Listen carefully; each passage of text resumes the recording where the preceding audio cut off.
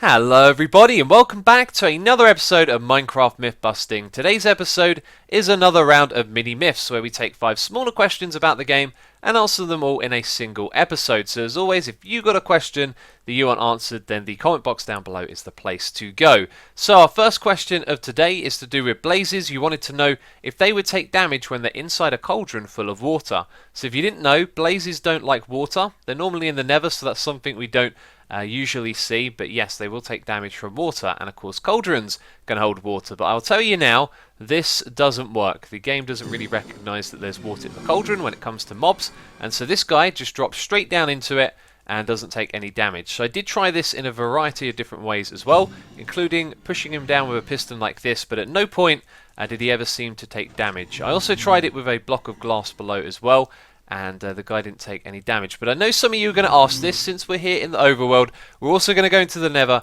and try out the same test in there. So we're here in the myth-busting nether. We're repeating the same test and getting the same results. It doesn't seem like there's any difference in the nether. However, I did think of one thing that was interesting. If you're on fire and you jump into a cauldron, the game actually takes that into account. It puts you out of fire and removes some of the water, but it doesn't seem to be the same with the blaze. So I think it's fair to say that they can't take damage from the water in the cauldrons. Our next question is to do with guardians. You wanted to know if they could spawn in lava. Now, I don't know the answer to that. However, I do know that squid used to be able to spawn in lava, and right now we're back in Minecraft 1.8.1. In this version of the game, you can see that they spawn in the lava, they get set on fire, they fall down and die a horrible, horrible death. But in 1.8.7, this has been considered a bug and has been fixed. So I'm guessing that the same logic here could apply to guardians, as both squid and guardians spawn in water. They probably both spawn in lava in this version of the game. So what we're going to do is find a world with an ocean monument. We're going to clear it out, replace it with lava, and repeat this test. And then we're going to upgrade back to 1.8.7 and see if it has been fixed, provided that the guardians are able to spawn in lava. Now, while we're talking about different versions of Minecraft, at the time you're watching this video, it's quite likely the 1.9 snapshot has been released, and I wanted to let you all know that it's very unlikely that we're going to do any myth busting on the snapshots, because Mojang released them with the intention of changing things based on the feedback of the audience. So it wouldn't be a good idea to do any myth busting considering things could get changed. But anyway, we're going to go find a world with an ocean monument and conduct this test with guardians. So our first test looks disappointing, however the surrounding looks pretty incredible. It's not every day you get to see Minecraft quite like this, but we found an ocean monument, we've cleared out the area and removed all the water in the surrounding area, and you can see the squid are spawning in here just fine. However, there is no sign of guardians. So just to double check that I haven't done anything silly here, we're going to replace all of the water with water. So we're going to replace all of the lava with water and see if the guardians spawn.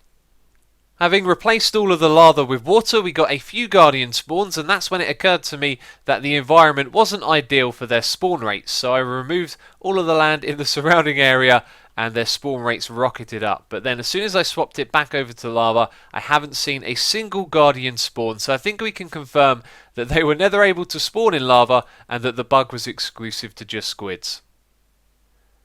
This next question is something I've heard over and over again, so much so that it almost seems like a fact, but then I thought about it and realised I've never seen this tested, and it's just one of those things that I've heard over and over again. The question is, are ocelots part of the hostile mob cap? So there is a rumour that they are in fact treated as hostile mobs despite not being one. They just so happen to be part of that mob cap. So what we're going to do is a test to find out, of course, as we always do. We're going to fire up a new world, we're going to create some sort of spawning environment for the ocelots, and then we'll conduct some tests where we spawn in lots of hostile mobs and see if it affects the rate of the ocelot spawning. So I'm doing a little bit of testing, and already I'm realising I've taken the wrong approach here. We're getting a very small amount of ocelot spawns here, and then we're going to have to construct some sort of farm to get them into a single location where they won't despawn. We've also got passive mobs spawning here as well, and then it occurred to me that what we probably want to do is the test I had in mind, but in reverse. We should create a mob spawner for hostile mobs, get it running so we can see lots of mobs dropping out of it, and then we can spawn in some ocelots to see if we slow down the rates of that farm, and that will obviously show that they are linked. So now what we're going to do is create a hostile mob farm. So what do hundreds of ocelots look like? They look like this, and they don't seem to be affecting the hostile mob cap because we got lots of mobs spawning And the world is really suffering here, which is actually kind of useful because we can see the mobs falling down there in the distance. But if you're wondering what this farm right here is, this is one created by Mumbo Jumbo. I'm going to put a link to it in the description box. I use his world download here just to set up a little test. So over here, we can spawn in loads and loads of Ocelots. We can also kill them quickly as well. So let's do just that. And then let's see how the rates of this farm are affected. And immediately it kind of feels like there's more spawning going on right here, which would suggest that they're linked. However, we spawned in a heck of a lot of these guys, so we're spawning in 4 at once, and you can kind of see they're probably, I don't know, around 20 or 30 from each dispenser. So let's hit this and see what happens. I'm just going to leave it running. Our frames are probably going to tank here, but we'll also be able to see what happens to the hostile mob spawn rates. Well, have a look at those numbers, 560 entities. The game is really struggling to keep up at the moment, and I think the reason that the spawn rates look slower wasn't because they actually were slower, but because all of these Ocelots were slowing down the game. So it looks like there's not a lot of activity going on, even though there's mobs in there. So once again, if we kill all of these guys, it'll probably shoot back up, not because there's more mobs spawning, but because the game has less entities to process. And so there you go, everything speeds back up, but it would appear at first glance that these are actually not linked. I'll keep it brief. This time our test is slightly different. This is an Ocelot that I've captured from a normal world, so it's a naturally spawning Ocelot, and then I've multiplied him 250 times, and it would really appear that there is no link between them and the hostile mob cap. As you can see, our mob farm is working just fine.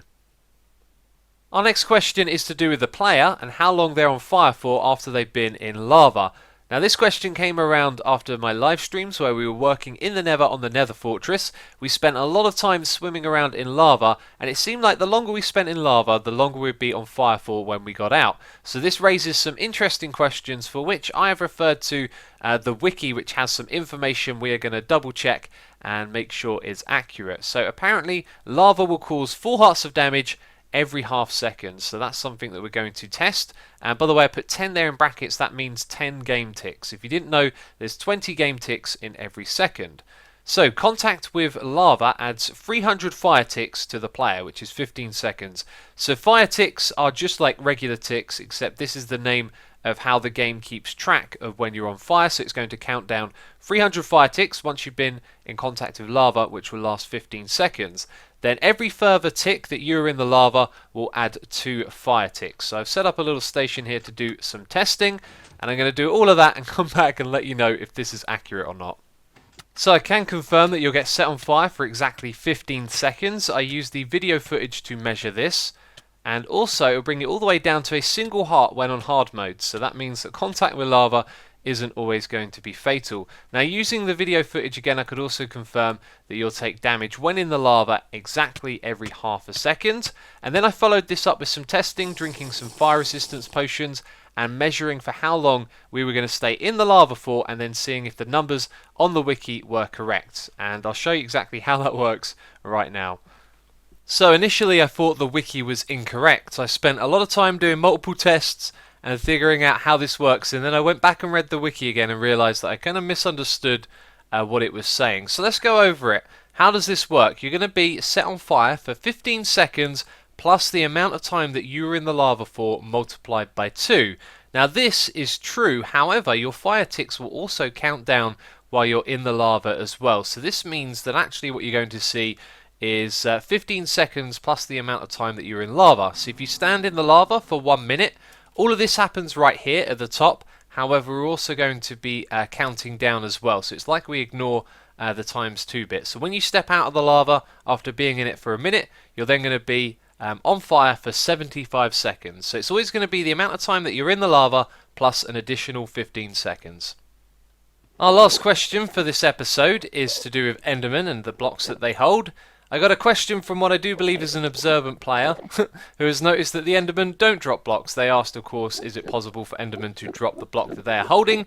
There is nothing in the game code that will allow it to do that. Since endermen have been in the game, they've never actually dropped the blocks that they're holding, which is just one of those things you may or may have not noticed. But let's kill these guys right here. You'll see they don't drop the block that they're holding, although they do drop ender pearls. And that is it for another episode of Minecraft Mythbusting. As always, if you've enjoyed it, leave a like on the video, show some support for the series, and we will continue doing more mythbusting. But that's it from me this video, so as always, thank you ever so much for watching, and I'll catch you next time. Bye bye.